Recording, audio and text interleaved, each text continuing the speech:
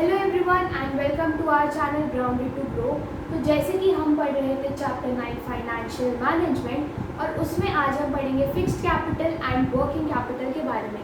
तो चलिए स्टार्ट करते हैं। फिक्स्ड कैपिटल, अब बेसिकली फिक्स्ड कैपिटल क्या होती है? जो हमारी कंपनी में मोर देन 1 ईयर के लिए रहती है।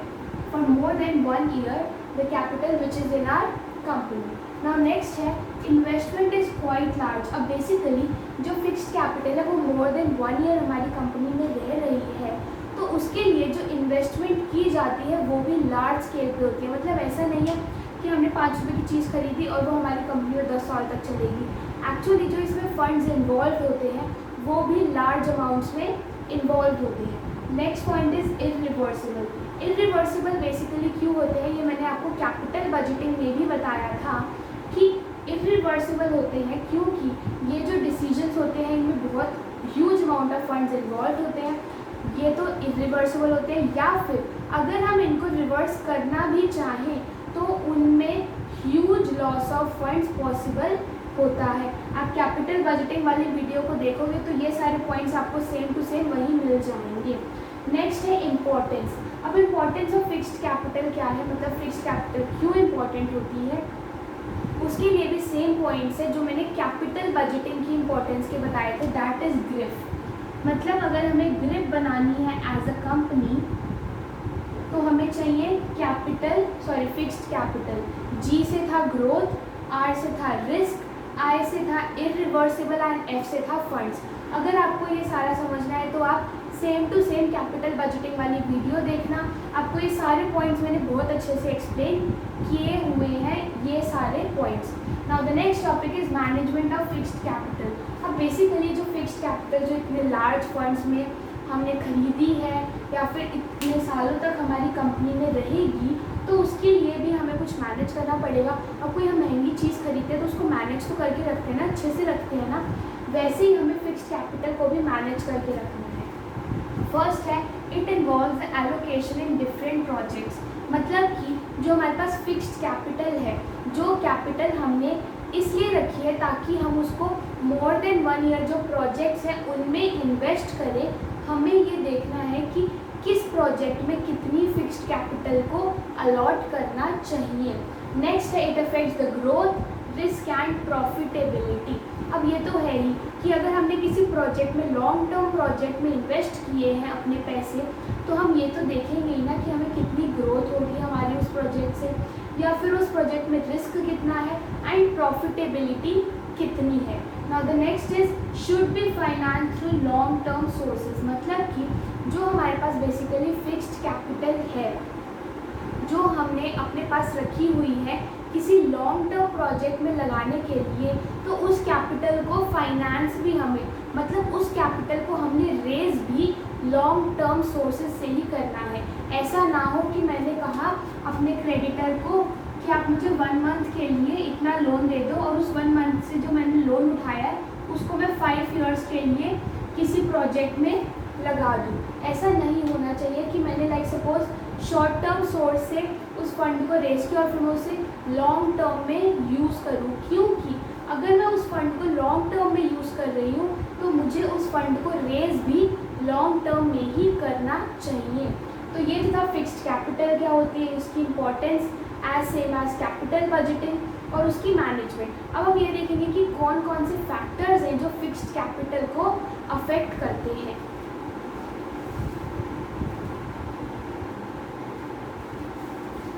Now we will study the factors affecting fixed capital.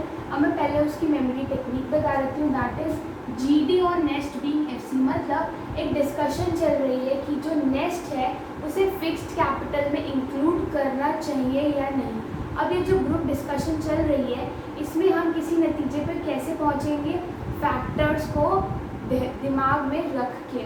तो बेसिकली जो फैक्टर्स हमें दिमाग में रखने हैं कि फिक्स्ड कैपिटल क्या होनी चाहिए वो है ये। इसकी मेमोरी टेक्निक जीडी और नेस्ट बीइंग एफसी। मतलब एक ग्रुप डिस्कशन चल रही है जिसमें हमें कुछ फैक्टर्स को डिटरमाइन करके ये डिसाइड करना है कि जो नेस्ट है उसे फिक्स्ड कैपिटल में इंक्लूड करना चाहिए या नहीं। तो चलिए देखते हैं इसके फैक्टर्स क्या क्या है। फर्स्ट है ग्रोथ। अब बेसिकली अगर कोई ऑर्गेनाइजेशन सोच रही है कि वो आगे ग्रो करे, अपनी कंपनी को एक्सपैंड करे, तो मतलब उसे लॉन्ग टर्म प्रोजेक्ट्स में इन्वेस्ट करना होगा। और अगर उसे लॉन्ग टर्म प्रोजेक्ट्स में इन्वेस्ट करना है तो उसकी फिक्स्ड कैपिटल रिक्वायरमेंट भी इंक्रीज हो जाएगी। नेक्स्ट है डाइवर्सिफिकेशन।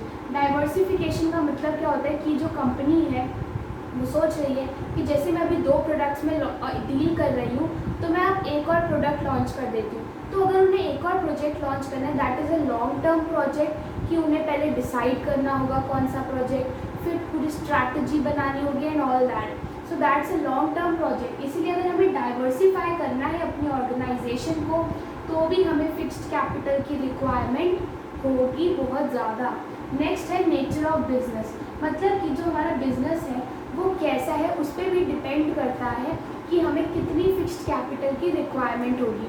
लाइक सपोज अगर हमारा मैन्युफैक्चरिंग बिजनेस है, मतलब हम मैन्युफैक्चर करते हैं जिसमें हमें बड़ी बड़ी मशीन्स की ज़रूरत होती है, तो उन बड़ी बड़ी मशीन्स को जब हम करेंगे तो हमें फिक्स्ड कैपिटल की रिक्वायरमेंट होगी।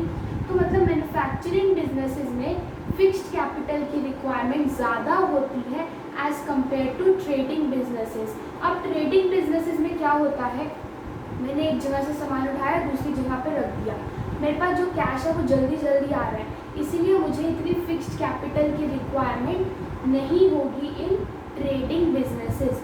फोर्थ पॉइंट है स्केल ऑफ ऑपरेशंस, मतलब कि कोई ऑर्गेनाइजेशन किस लेवल पे काम कर रही है। लाइक सपोज अगर कोई छोटी सी ऑर्गेनाइजेशन है, सपोजिंगली उसका टर्नओवर ही 50 लाख है, तो क्या वो फिक्स्ड कैपिटल की रिक्वायरमेंट उसकी 1 करोड़ की होगी? नहीं होगी ना। लेकिन अगर कोई कंपनी है उसका टर्नओवर ही 500 करोड़ है, तो उसकी जो फिक्स्ड कैपिटल रिक्वायरमेंट होगी वो भी लार्ज होगी। तो ये यही लिखा है कि स्केल ऑफ ऑपरेशंस भी डिटरमाइन करता है फिक्स्ड कैपिटल रिक्वायरमेंट को। अगर हमारी बड़ी ऑर्गेनाइजेशन होगी तो हमें ज़्यादा फिक्स्ड कैपिटल चाहिए, और अगर हमारी छोटी ऑर्गेनाइजेशन होगी तो हमें ऑब्वियसली कम फिक्स्ड कैपिटल की रिक्वायरमेंट होगी। तो ये मैंने पढ़े फर्स्ट 4 पॉइंट्स, आई होप आपको समझ आ गए होंगे। अब हम पढ़ेंगे बाकी के जो 3 पॉइंट्स है, दैट इज टी से, एफ से एंड सी से।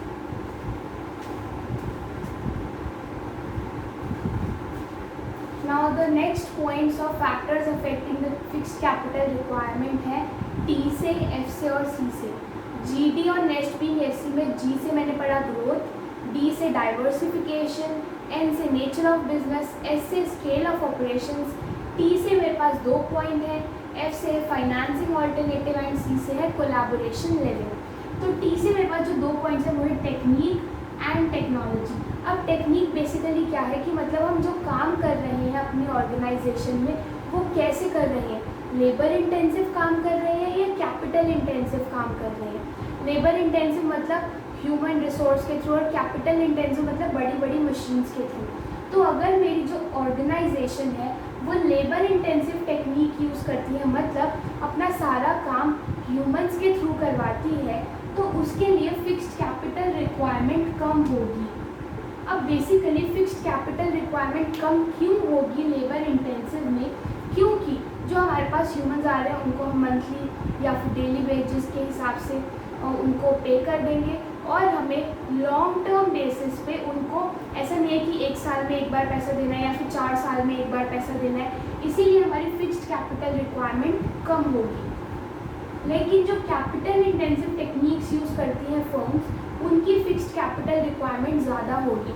अब उनकी फिक्स्ड कैपिटल रिक्वायरमेंट ज़्यादा क्यों होगी, क्योंकि वो बड़ी बड़ी भारी भारी महंगी महंगी मशीन्स परचेज करेंगे प्रोडक्शन पर्पसेस के लिए, जो उनको काफ़ी सालों तक बेनिफिट दें, इसीलिए उनकी फिक्स्ड कैपिटल रिक्वायरमेंट ज़्यादा होगी। नाउ नेक्स्ट है टी से दूसरा टेक्नोलॉजी। अब टेक्नोलॉजी से कैसे है, ऑब्सोलीट फास्टर और ऑब्सोलीट स्लोअर। ऑब्सोलीट का मतलब क्या होता है कि जो वो टेक्नोलॉजी है वो जल्दी आउटडेटेड हो जाए, पुरानी हो जाए या फिर उसका यूज़ कम हो जाए। तो बेसिकली अगर जो वो टेक्नोलॉजी है वो जल्दी ऑब्सोलीट हो जाती है, मतलब लाइक सपोज हम जो फ़ोन्स लेते हैं, cell phone, mobile phone, smartphones, तो वो जल्दी ऑब्सोलीट हो जाते हैं, क्योंकि जैसे ही कोई न्यू फ़ोन मार्केट में आता है उस फ़ोन की जो वैल्यू है वो डिक्रीज़ हो जाती है। ये तो आप सबको पता ही होगा ना। तो इसीलिए टेक्नोलॉजी अगर जल्दी ऑब्सोलीट हो जाती है तो हमें फिक्स्ड कैपिटल रिक्वायरमेंट ज़्यादा चाहिए। लाइक सपोजिंगली हमारे पास जो मशीन है, हमने भारी भरकम मशीन परचेज़ की, सपोजिंगली 1 करोड़ की हमने मशीन परचेज़ की, लेकिन हमें सिर्फ वो बेनिफिट 2 सालों तक देगी। तो मतलब 2 साल में हमारा 1 करोड़ रुपया ख़त्म हो गया। तो मतलब कि हमें फिक्स्ड कैपिटल रिक्वायरमेंट ज़्यादा चाहिए होगी, क्योंकि 2 साल में तो 1 करोड़ ख़त्म हो जाएंगे उस मशीन में। लेकिन अगर वो ही मशीन सपोजिंगली 10 ईयर्स चलती, तो मतलब कि जो हमने 1 करोड़ रुपए उस मशीन में इन्वेस्ट किए वो हमें 10 ईयर्स तक बेनिफिट देंगे, जिसकी वजह से 10 ईयर्स तक हमें उस टाइप के फिक्स्ड कैपिटल में इन्वेस्ट नहीं करना पड़ेगा। इसीलिए अगर टेक्नोलॉजी हमारी ऑब्सोलीट जल्दी हो जाती है तो फिक्स्ड कैपिटल रिक्वायरमेंट ज़्यादा, लेकिन अगर वो स्लोली ऑब्सोलीट होती है तो फिक्स्ड कैपिटल की रिक्वायरमेंट भी कम। नाउ नेक्स्ट है फाइनेंसिंग ऑल्टरनेटिव्स। फाइनेंसिंग ऑल्टरनेटिव्स का मतलब क्या होता है कि कोई भी कंपनी दूसरे ऑल्टरनेटिव्स को सर्च करती है। लाइक सपोज हमें कोई मशीन परचेज करनी थी, जब सपोजिंगली मैं एक एग्जांपल लेती हूँ कि जब कंप्यूटर्स लॉन्च हुए थे इंडिया में, तो कंपनीज ने सोचा कि यार हमें ना स्टार्ट कर देना चाहिए कंप्यूटर्स पे काम करना। लेकिन उन्होंने देखा कि स्टार्टिंग में कंप्यूटर्स में बहुत दिक्कतें आ रही थी, तो उन्होंने सोचा कि यार अगर मैं कंप्यूटर्स में अपनी फिक्स्ड कैपिटल इन्वेस्ट कर दूँगी और अगर वो जल्दी ऑब्सोलीट हो गए तो मेरे पैसे तो डूब गए, होगा ना कि उनके पैसे तो डूब गए।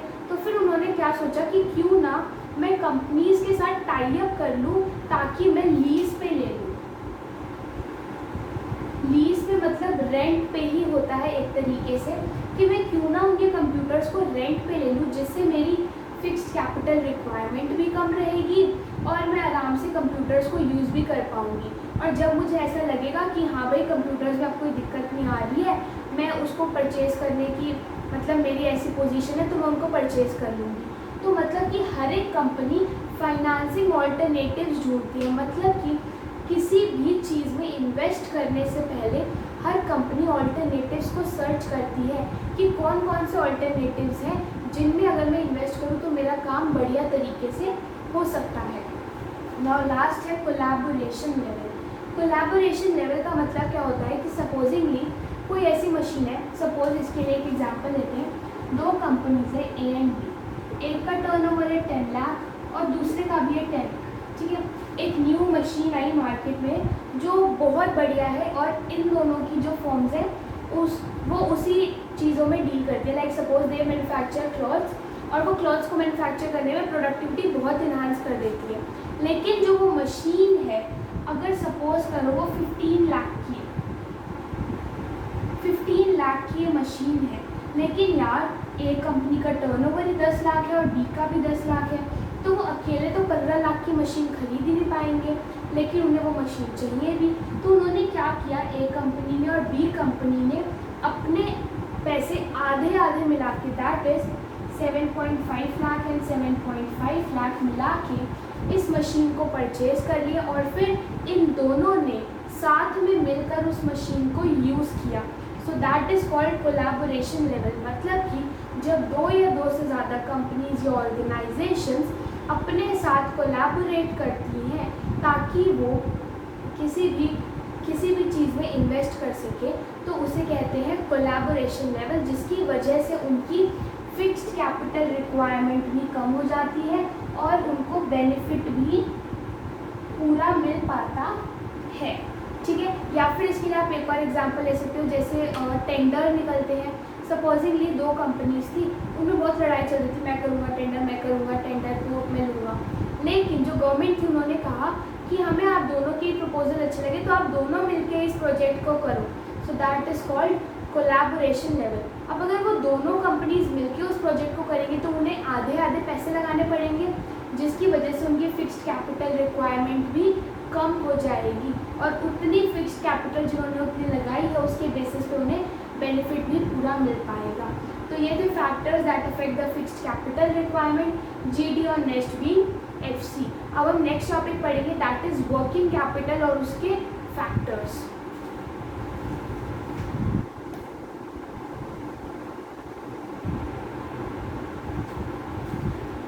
अभी हमने पढ़ा फिक्स्ड कैपिटल के बारे में। अब नेक्स्ट टॉपिक है वर्किंग कैपिटल। अब बेसिकली वर्किंग कैपिटल क्या होती है, current assets minus current liabilities. मतलब एसेट्स जो 1 साल में हमें बेनिफिट देंगे माइनस लायबिलिटीज़ जो हमें 1 साल के अंदर अंदर पे ऑफ करनी है। तो वर्किंग कैपिटल द इसको माइनस करके, and which can be converted into cash with in 1 year और ऑपरेटिंग साइकिल। मतलब जो एसेट्स या लाइबिलिटीज़ को हम पे ऑफ या कन्वर्ट कर सकते हैं कैश में विद इन 1 ईयर और ऑपरेटिंग साइकिल, ठीक है।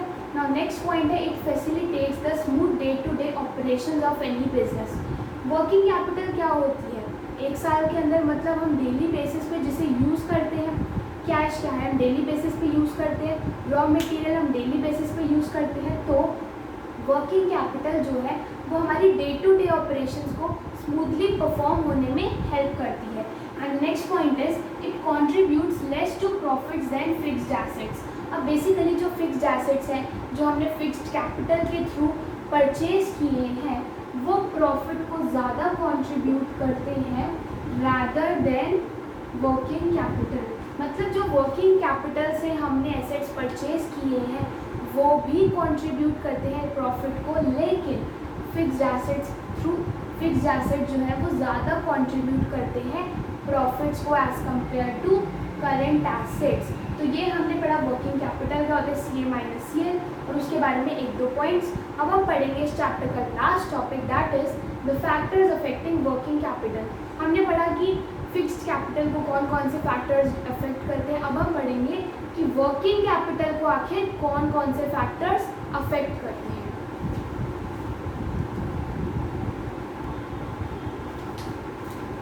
Now we are going to start the next topic, that is factors affecting working capital requirement। इसके लिए जो मेमोरी टेक्निक है वो है NSC का टाइम गोरिया। मतलब NSC क्या होता है? National saving certificate. मतलब कि सेविंग्स का टाइम गया, अब तुम पैसा लगाओ और प्रॉफिट कमाओ, राइट। NSC सेविंग्स मतलब लॉन्ग टर्म का टाइम गया, लॉन्ग टर्म की सेविंग्स का टाइम गया, अब पैसा लगाओ और जल्दी जल्दी प्रॉफिट कमाओ। किन फैक्टर्स के बेसिस पे? वर्किंग कैपिटल के फैक्टर्स के बेसिस पे। तो चलिए स्टार्ट करते हैं। फर्स्ट है एन से है nature of business. Nature of business मतलब मैंने वर्किंग फिक्स्ड कैपिटल मैंने बताया था 2 तरीके के होते हैं, एक होता है मैन्युफैक्चरिंग और एक होता है ट्रेडिंग।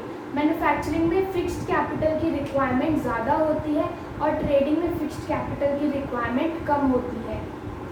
लेकिन वर्किंग कैपिटल की जो रिक्वायरमेंट है वो ट्रेडिंग में ज़्यादा होती है। अब ट्रेडिंग का मतलब क्या होता है कि हमने एक जगह से सामान उठाया दूसरी जगह पे ट्रांसफ़र कर दिया या ट्रेड कर दिया, तो उनका जो काम होता है वो इतना लॉन्ग या बहुत लंबी साइकिल नहीं होती उनकी, इसीलिए उनकी वर्किंग कैपिटल जो है वो ज़्यादा होती है, वर्किंग कैपिटल रिक्वायरमेंट। मतलब कि जो ट्रेडिंग बिजनेसेस होते हैं उनको वर्किंग कैपिटल रिक्वायरमेंट की ज़रूरत ज़्यादा होती है as compare to manufacturing, right. Next point is scale of operations. अब स्केल ऑफ ऑपरेशंस बेसिकली अगर जो बड़ी कंपनी है उसमें रॉ मटेरियल की ज़रूरत भी ज़्यादा होगी, या फिर जो प्रोडक्ट्स यूज़ किए जाते हैं मैन्युफैक्चरिंग में या फिर ट्रेडिंग में उनकी भी ज़रूरत ज़्यादा होगी, क्योंकि ऑब्वियसली वो बड़ी कंपनी है। तो जब प्रोडक्ट्स की ज़रूरत ज़्यादा होती है बड़ी कंपनी में तो उनकी वर्किंग कैपिटल भी ज़्यादा होती है as compare to small companies, right. Now एस से ही दूसरा फैक्टर है सीजनल फैक्टर। अब बेसिकली सीज़न के हिसाब से भी डिपेंड करता है किसी कंपनी की working capital requirement. Basically like suppose जो कलर्स बनाते हैं होली पे, उनका जो सीज़न है वो कब आता है? होली के अराउंड जो उनका सीज़न है वो पीक पे होता है, तब सब कलर्स मांगते हैं। लेकिन ऑलमोस्ट पूरे साल इतनी उनकी डिमांड नहीं होती जितनी होली के टाइम पे होती है।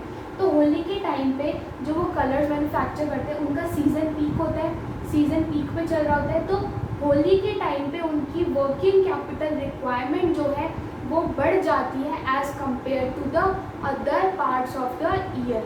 मतलब कि सीजनल फैक्टर में जब किसी कंपनी का सीज़न पीक पे होता है तो उस टाइम पे उनकी वर्किंग कैपिटल रिक्वायरमेंट भी ज़्यादा हो जाती है as compare to the other parts of the year. तो ये तो था मैंने पढ़ा एन से नेचर ऑफ बिजनेस, एस से 2 पॉइंट्स। अब हम पढ़ेंगे सी से और फिर गोया से रिलेटेड क्या क्या पॉइंट्स बनते हैं जो फैक्टर्स बनेंगे वर्किंग कैपिटल को अफेक्ट करने वाले।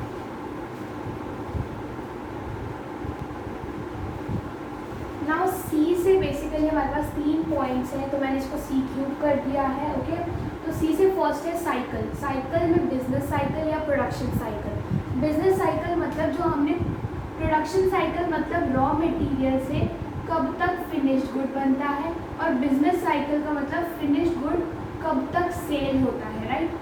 तो बेसिकली अगर हमारी प्रोडक्शन साइकिल जो है वो शॉर्ट है तो हमारी फिक्स्ड वर्किंग कैपिटल रिक्वायरमेंट भी ज़्यादा होगी, राइट। और अगर हमारी जो बिजनेस साइकिल है मतलब जो फिनिश्ड गुड्स हमने मैन्युफैक्चर करे वो जल्दी ही सेल के थ्रू हमारे पास आ जाते हैं, तो हमारी वर्किंग कैपिटल रिक्वायरमेंट कम होगी।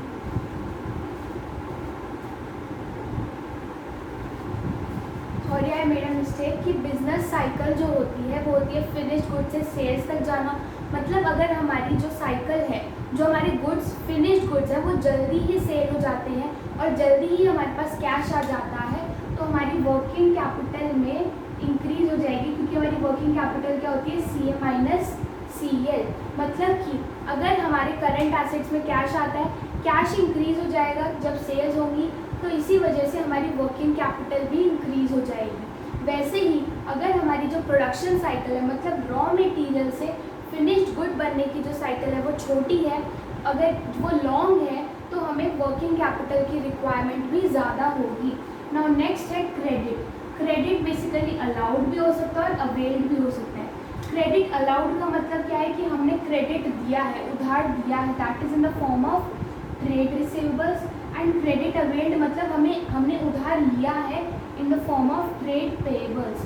बेसिकली अगर हमने उधार दिया है तो हमारी वर्किंग कैपिटल रिक्वायरमेंट इंक्रीज हो जाएगी, क्योंकि इसका फॉर्मूला क्या होता है, सी ए माइनस सी एल, राइट। और जो ट्रेड रिसीवेबल्स हैं वो करंट एसेट्स का पार्ट होते हैं, तो अगर हमारे trade receivables current assets increase हो रही हैं तो इसकी वजह से हमारी वर्किंग कैपिटल भी इंक्रीज हो जाएगी। और अब इसका उल्टा देखो, वर्किंग कैपिटल क्या होती है, सी ए माइनस सी एल।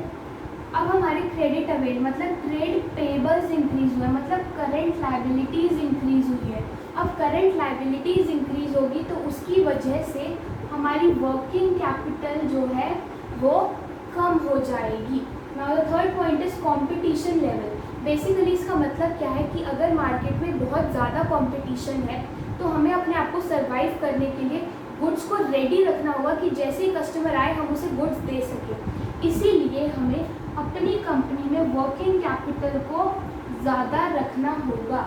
अगर कंपटीशन लेवल हाई है तो हमें अपनी कंपनी में वर्किंग कैपिटल को भी ज़्यादा रखना होगा कि जैसे ही कस्टमर आए we are ready to provide them with the services with the goods they are searching for.